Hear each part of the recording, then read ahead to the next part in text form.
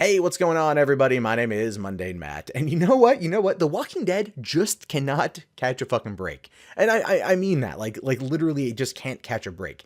Ever since the beginning of season 7, with like what many people have called one of the most brutal events ever beholden on fucking cable television. I don't know, I haven't seen it, but I know who dies, so you can't spoil that for me. There's been lots of controversy surrounding the show.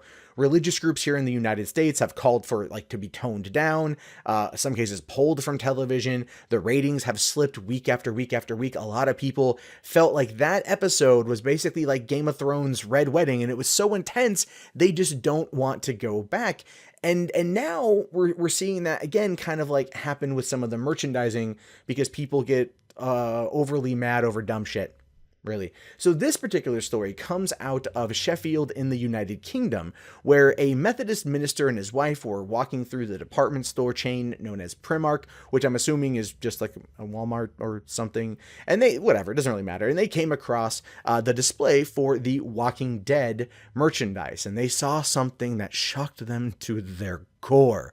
They saw a shirt of just says eeny, meeny, miny, mo, and it has Negan's Lucille on it, because Lucille has been one of the biggest things to come out of the season. Like, people are like, oh my god, they're bringing Lucille. Like, the bat that's wrapped with barbed wire is its own fucking character, and a fan favorite character at that.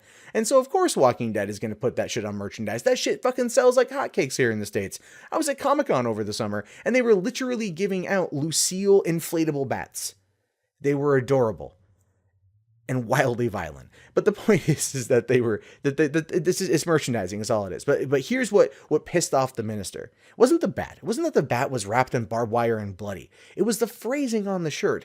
Eeny, meeny, miny, mo. Now you hear those 4 words and you think to yourself, oh, catch a tiger by its toe. I know how the fuck is that offensive? How the fuck is that offensive? You have to ask yourself that question. You probably shouldn't, because it's not offensive at all. But some people out there deem it to be offensive, because back in 1888, when the song was first getting popularized, the original usage of it was eeny, meeny, miny, mo, catch a nigger by its toe. Horrible fucking term. Horrible fucking thing. We've grown as a country and a society since then, and I believe we're absolutely 100% for the better, or the better for it. But this minister, no, he didn't like none of that. He was like, oh, sacre bleu, that's offensive. He was mad, and so he contacted the company and he complained, saying that it was offensive to him and his wife. And the company was like, "You got it, Haas. We're gonna pull it from all 300 of our stores." Right, all 300 of our stores here in the UK and probably abroad. We're gonna pull this shirt from, because one person found it offensive. One fucking person found it offensive. Again, like, every time something like this happens, I always love to go back to that old episode of Married with Children where they had the Peas in the Pod TV series, which was a direct mirror reflection of the Bundys, and the Bundys loved it, and then it got canceled because one woman in Ohio didn't like it, and Fox pulled the plug. And at the time, again, and I've said this before, and I'm just reiterating, I thought it was ridiculous that would happen. I thought it was just fucking horseshit that would happen. But no, it happens in real life all the goddamn time. One person complains, I guess at the right time, maybe they say the right thing, I don't know, and it will blow up on social media, it'll blow up on Facebook or other parts, it will go viral, and then the company's like, I have to react, even though the company should just look at this person and go, I'm sorry you don't like that, you have the freedom to not purchase it, would you kindly fuck off? And that's what I feel more realtors need to do. But they live in this age of being afraid of their customers, right? And here's how I view that. Just put this out there. When I worked at my movie theater, the one in Pasadena, and even the theater in San Diego, we would deal with unruly customers. People who had just outrageous demands on shit, right? That they took offense at the slightest goddamn thing. They would get mad about it. And people would expect us to cower down to them. They would expect us to cower down to them. They would want us to bend to their will and like give them free shit, like soda or popcorn or whatever, right? Now, I am of the belief that the customer is not always right. All right, the customer generally doesn't know a lot of what's going on, and half the time when they get mad, they're not even attempting to. They just want someone to listen to them. You can easily diffuse those situations, but not everyone. So when that happens is I don't give them an inch. I don't give them a fucking centimeter. I don't give them anything. I tell them no. And I back this up consistently, because here's how I see it. And this is the truth. And this is what happens in these situations as well. You get someone out there that is throwing a stink over something that is entirely irrational. Like if there was like a big problem that was necessary, I get it.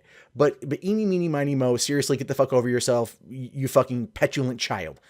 But what you do, if you give them an inch or anything, they will then start to believe that they could then push it further. They go for that mile.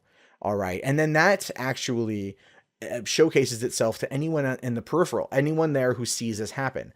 And they start to look at how you control your business. If the person's acting irrational, getting all crazy, and you cow to their will, then they believe, the onlookers believe, that you have, for one, no control over the people in your business, so they don't feel necessarily safe there. And the person who's acting irrational then has those actions validated, and therefore they believe they can continue doing this. And since this is a systemic problem in pretty much all fucking societies, when it comes to people who buy shit thinking they fucking control everything if they get a little bit bitchy, I shut them the fuck down. I tell them no. And my philosophy behind this, and believe me when I say this, it works, and I wholeheartedly want more people to do this, is if you showcase to the people, it doesn't even matter to the person who's being a complete dick to you, right? It's for everyone else watching. You shut that person down. That person then has no power over you. You maintain control over the establishment, and the customers that are there then feel everything is in order. They are safe to be there. They are content to be there, and you go on. Now, you can't sit there, cuss at the person, and call them like a dick, a cock, a kind of shit. That could go the other way, and I've been in those situations as well. But ultimately, that's how I view these things. So if I worked at Primark and this Methodist minister came to me and he was like, "This shirt's offensive," I would be like, "Okay, I'm sorry. Don't fucking buy it." Not pull it from 300 stores immediately, because I ain't no bitch. But the point is, here's the thing too. It's not the first time something like this has come up as well. In 2004, there was a Southwest flight to Las Vegas where two black women in their 40s tried suing the airline for racial discrimination because a flight attendant got on the loudspeaker as they were trying to get this flight going. And she said, "Eeny, meeny, miny, mo, grab a seat, we gotta go." And they were like, "Racism." Seriously, they took that shit to fucking court and they fucking lost. And that is the world we live in, folks. It's not like it's anything new. People find any excuse they can to try to get something for free when it comes to dealing with businesses. And the truth is, you just gotta shut them the fuck down.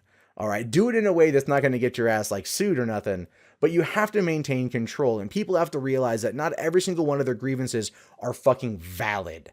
And that's one thing that people have to learn in their own life as well. But in this particular story, pulling down eeny, meeny, miny, mo t-shirts from fucking, from The Walking Dead. I mean, that's fucking horrible. But like having like the fucking, the t-shirts with Michonne holding the katana and two fucking armless zombies chained up and shit, like that doesn't evoke slavery imagery and shit. I'm just saying, it's like there's way more violent shirts that The Walking Dead promotes. Right? Way more violent content that The Walking Dead promotes through merchandise, and no one has a fucking problem.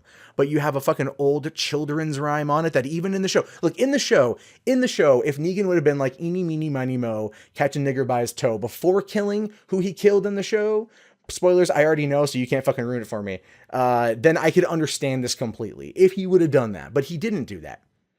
In the show, it says, "Catch a tiger by its toe." So this Methodist minister out of Sheffield in the United Kingdom is getting his panties in a twist over literally nothing.